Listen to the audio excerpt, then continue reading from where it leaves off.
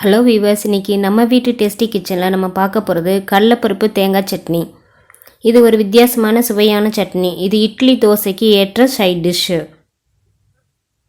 கடலைப்பருப்பு தேங்காய் சட்னிக்கு தேவையான பொருட்கள்: 1/4 கப்பு தேங்காய் எடுத்துக்கோங்க, 3 பச்சை மிளகாய் எடுத்துக்கோங்க, ஒரு தக்காளி பழம் அரிஞ்சு வச்சுக்கோங்க, 15 சின்ன வெங்காயம் உரித்து வச்சுக்கோங்க, 1 டீஸ்பூன் கடுகு, 1 டீஸ்பூன் கடலைப்பருப்பு எடுத்துக்கோங்க.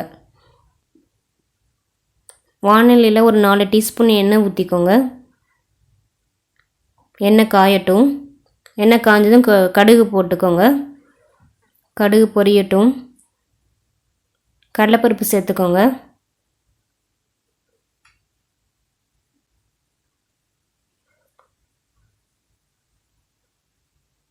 இதை கிளறி விட்டுக்கோங்க. கடலைப்பருப்பு பொன்னிறமாக ஆகட்டும். தேவையான அடுப்பை குறைச்சி வச்சுக்கோங்க.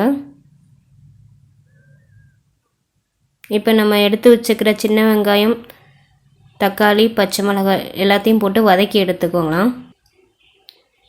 இதை நல்லா வதக்கி எடுத்துக்கோங்க. இதை 10 மினிட்ஸில் நம்ம ரெடி பண்ணிடலாம். இது ஒரு வித்தியாசமான டேஸ்ட்டாக இருக்கும்.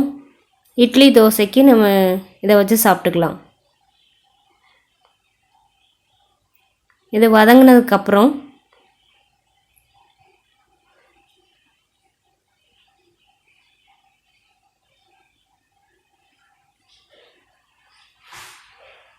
நம்ம எடுத்து வச்சுருக்க தேங்காயை அதில் சேர்த்துக்கலாம்.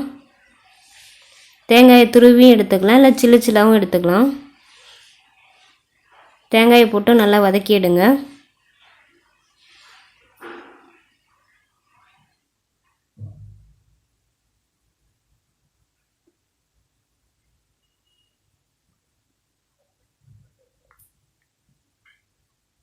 இதை கிளறி விட்டுட்டே இருங்க, அப்போ தான் வாணலியில் ஒட்டாமல் வரும். லைட்டாக கலர் சேஞ்ச் ஆகும், அது வரைக்கும் வதக்குங்க.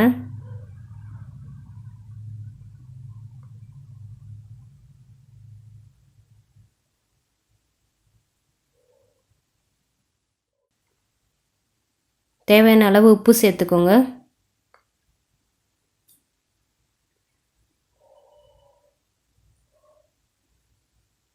இதை இப்போ ஆற வச்சிடலாம்.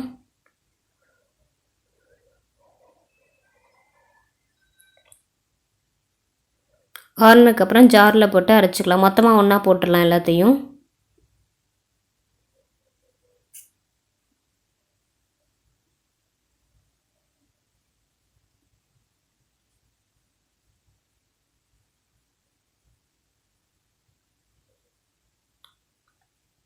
யூஸ்வலாக நம்ம சட்னிக்கு கடுகு தாளிக்க மட்டும்தான் செய்வோம். இதில் தான் நம்ம கடுகு, கடலைப்பருப்பு எல்லாத்தையும் வதக்கி அரைக்கிறோம். இதில்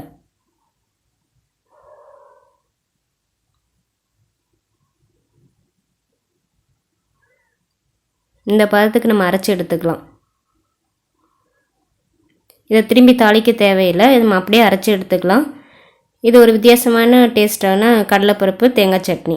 இது உங்கள் வீட்டு கிச்சனையும் ட்ரை பண்ணுங்கள். எங்கள் நம்ம வீட்டு டேஸ்டி கிச்சன் சேனலை சப்ஸ்கிரைப் பண்ணுங்கள். பெல் பட்டனை அழுத்துங்க.